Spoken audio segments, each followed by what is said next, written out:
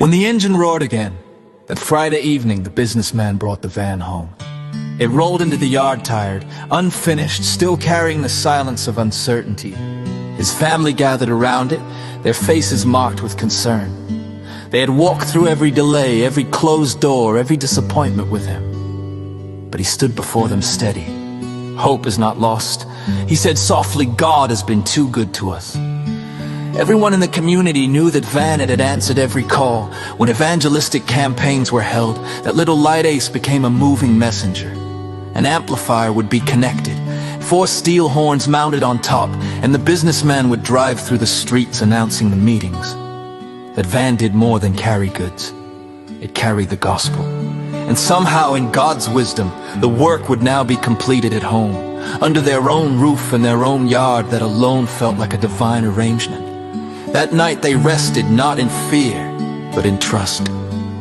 Monday morning broke beautifully. There was a knock at the gate. It was the mechanic, arriving early, moving with urgency, as though time itself was precious. He wasted no time. Mats were removed, seats came out, the engine cover was lifted away.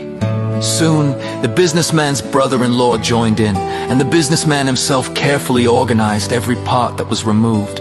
Within hours, wires were unplugged, bolts loosened, and the old engine, faithful but worn, was lowered to the ground. The van stood on jacks and steel stands, wheels removed, stripped down like a skeleton. It looked vulnerable. But sometimes something must be stripped down before it can be built stronger. Measurements began, careful calculations. The mechanics discussed radiator clearance, engine placement, and where new mounts would need to be fabricated. They measured the space required for the straight 6 engine, determining how far back it must sit so everything would align perfectly. Precision mattered. Word spread through the community like wildfire. The little van is coming back to life. Taxi drivers stopped mid-route with passengers just to watch. Neighbors gathered quietly at the gate. Some shook their heads in disbelief, others whispered, if they pull this off, it will be something.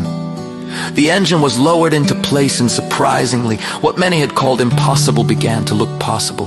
The straight 6 Toyota Mark II engine settled into position with strength and promise. Then came the obstacle no one had anticipated. How are we going to connect the gearbox? They paused.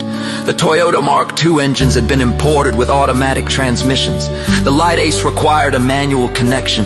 The budget was nearly exhausted. For a moment, everything stood still. But faith does not panic. The next morning, the mechanics returned with an idea. If you can get a Mark II transmission housing, they said, we can make this work.